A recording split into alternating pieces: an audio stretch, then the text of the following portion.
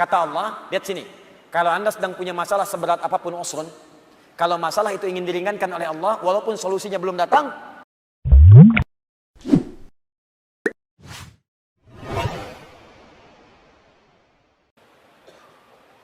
bagian terakhirnya, kalau Anda ingin mendapatkan ini semua, tidak mudah, kata Allah. Bagaimana cara mendekat kepada Allah yang pertama? Maka rumus yang pertamanya, sebelum Anda lakukan dengan pendekatan ibadah kepada Allah, maka Allah berikan rumus cepat. Perhatikan rumus cepatnya. Perhatikan rumus cepatnya. Kalau sedang punya masalah besar, dan masalah itu ingin cepat dibuang dari benak Anda, tidak membebani pikiran Anda, maka keluarkan rumus ini dalam kehidupan. Lihat kalimatnya. Inna ma'al, lihat. Alladhi anqadha dhahrak wa rafa'na laka dhikrak. Fa inna ma'al usri yusra. Kalau Anda sedang punya masalah, kata Allah, langsung tanamkan pada jiwa Anda. Kalau perlu berkali-kali, yakinkan pada jiwa Anda, setiap ada masalah pasti ada solusi. Itu cara mengemas kalimatnya. Setiap ada persoalan pasti ada solusinya. Bahasa gampangnya begini, kalau punya masalah langsung hadirkan di benak kita, pasti ada solusinya. Pasti selesai. Nah, orang begitu itu lebih ringan dibandingkan bikin status.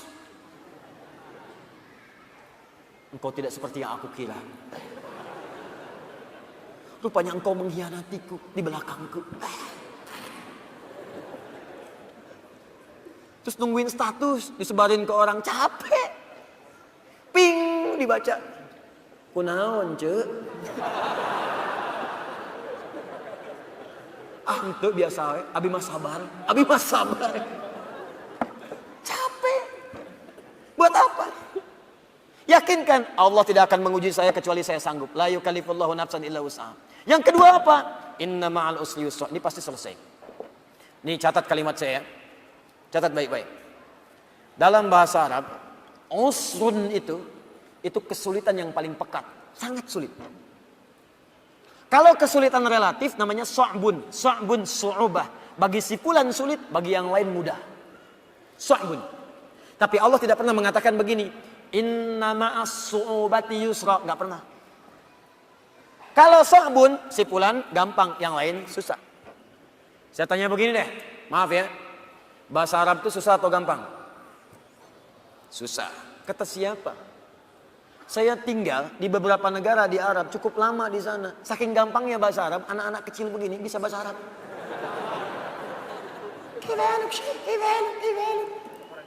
Gampang. 2010 saya di Mekah. Lewat kemudian. Setelah itu tugas datang berangkat lagi. Ke arah Anjum, ada hotel Anjum sekarang, bintang 4 tapi bagus. Di pelataran haram, ada orang duduk. Dia itu sakit. Sakitnya sarafnya. Dia nggak sadar gitu kan. Sakit saraf, Anda bayangkan. Orang bilang, penyakit yang saya nggak sanggup lah gitu ya. Sebetulnya tidak ada yang kata-kata yang kasar. Saya nggak bisa keluar kata-kata itu. Ya, sakit terganggu jiwanya, sarafnya. Tapi hebatnya, bisa ngadap ke arah hotel ceramah pakai bahasa Arab. Alhamdulillahirabbil alamin. Wassalatu wassalamu ala Rasulillahil karim. Ikhwatal kiram. Bayangkan orang yang sakit saraf bisa ceramah pakai bahasa Arab. Gampang. Kenapa jadi susah? Lalu Anda katakan itu kan orang Arab, Ustaz. Di sini orang Bandung. Kata siapa? Unta Arab ribuan tahun ada di Arab. Sampai sekarang nggak bisa bahasa Arab.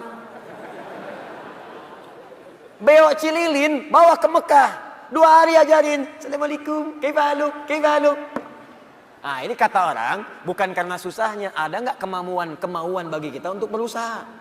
Kalau mau pasti jadi gampang. Tapi kalau nggak mau susah, itulah su'ubah. Tapi kalau semua orang susah, bisa. Maaf. Bawa mobil, susah atau gampang? Susah. Bawa mobil, bawa.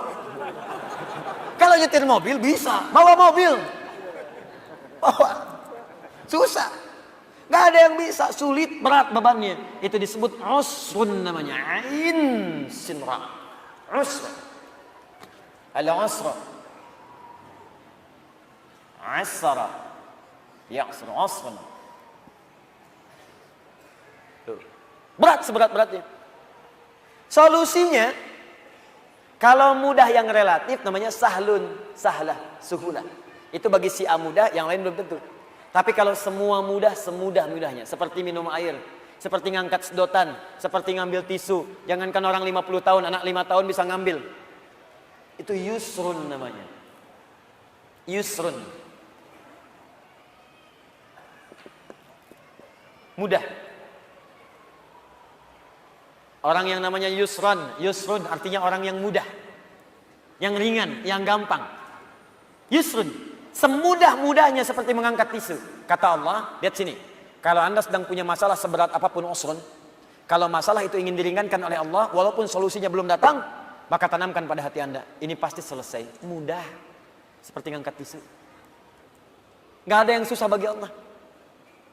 Orang yang dekat dengan Allah, dia tahu semua solusi ada pada Allah. Punya masalah dengan harta, Allah yang maha kaya. Masalah dengan ujian, Allah yang maha mengetahui. Allah yang punya ilmu. Masalah di rumah tangga, Allah yang punya solusi. Semua Allah punya. Apa yang tidak punya bagi Allah? Makanya orang yang dekat dengan Allah, begitu ada persoalan, ingat Allah. Masalah pasti selesai. Kayak ngangkat tisu, bagi Allah gampang. Jadi kalau sedang punya persoalan, Bu, di rumah tangga, nggak usah banyak mengeluh. Ya, walaupun belum datang solusi, sampaikan pada jiwa kita. Insya Allah selesai. Saya yakin ya. Kapan? Terserah Allah. Yang penting saya ikhtiar. Setelah itu ini indah. Fa idza faraghta fansab. Setelah itu move on. Itu bahasa kitanya. Faraghta fansab, move on. Kalau kita udah selesaikan yang ini, siapkan lagi rencana berikutnya. Jangan mati sampai di situ. Jangan berhenti sampai di situ. Apa gara-gara tidak lulus satu mata kuliah Anda ingin keluar dari kampusnya? Apa yang Anda kerjakan? Anda itu lulus 4 mata kuliah, gagal 1. Apa kemudian tiba-tiba ingin meninggalkan kampusnya? Tapi saya kecewa dengan dosennya. Sebetulnya saya lulus, dikasih nilainya malah D. Gara-gara dosen gak suka dengan saya. Buktikan dengan ilmu Anda. Gampang, move on. Kerjakan. Sudah, yang sudah berlalu, sudah. Sekarang saya hadapi. Hadapi dengan benar. Gak usah berhenti di situ. Di pekerjaan Anda dicela. Gak benar kamu begini. Buktikan. Sekarang saya selesaikan. Fa idza faraghta fansab. Kalau udah selesai yang ini, siapkan yang berikutnya. Setelah itu wa ila rabbika farghab. Jangan lupakan hubungan dengan Allah supaya diringankan apa yang Anda sedang kerjakan itu. Itu rumusnya. Ini memang mudah dibincangkan dan tidak mudah dipraktekkan. Tapi kalau kita jadikan manhaj sebagai acuan, insya Allah akan berpengaruh pada kehidupan. Gak percaya silahkan Anda praktekkan. Keluarkan rumusnya sebagai kesimpulan. Pertama, kalau sedang punya persoalan, yakin Allah akan menolong kita. Yang kedua, ingat baik-baik. Setiap ada persoalan, selalu ada solusinya. Yang ketiga, selalu lapangkan hati kita dalam menerima cobaan apapun. Yang keempat, cepat move on. Kalau ada masalah, selesaikan, hadapi, serahkan semua kepada Allah hasilnya. Setelah itu, siapkan rencana-rencana kita berikutnya. Kalau hidup kita begini, kita akan teratur dan tidak akan disibukkan oleh celaan dan tantangan yang hadir dari sekitaran kita. Antum jalan aja. Paham? Ini tuh seperti sederhana, dibaca tiap waktu.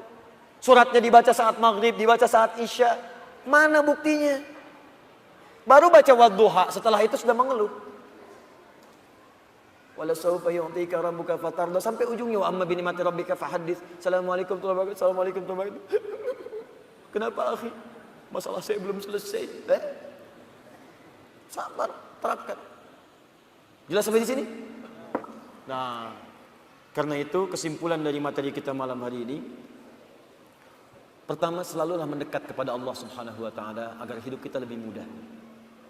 Saya ulang, selalulah mendekat kepada Allah Subhanahu wa taala agar hidup kita lebih mudah. Yakin, Pak? Bu, yakin. Allah itu pencipta kita, Allah yang punya solusi dari semua masalah kita. Anda dekat dengan Pak Wali Kota, pekerjaan Anda mudah di kota. Anda dekat dengan Allah, apa yang tidak mudah bagi Allah? Anda kan kalau keluar dari Bandung sulit juga. Pejabat di kota Bandung, masuk kabupaten belum tentu bisa mudah. Pejabat di Jawa Barat, masuk ke Sumatera belum tentu mudah. Pejabat di Indonesia, masuk ke Afrika belum tentu mudah. Anda dekat dengan Allah, di mana batasan Allah? Gak ada. Dimanapun Anda, mudah. Meninggal, mudah. Ya ayat Tuhan nafsun mutmainnah. Hei jiwa yang tenang, ayo cepat pulang. Mudah.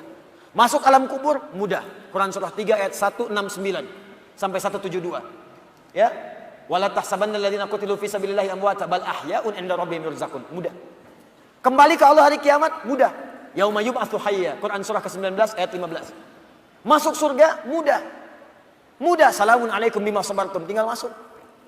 Dekat dengan Allah dimanapun akan terasa mudah. Nah, karena itu PR kita malam hari ini coba susun rencana.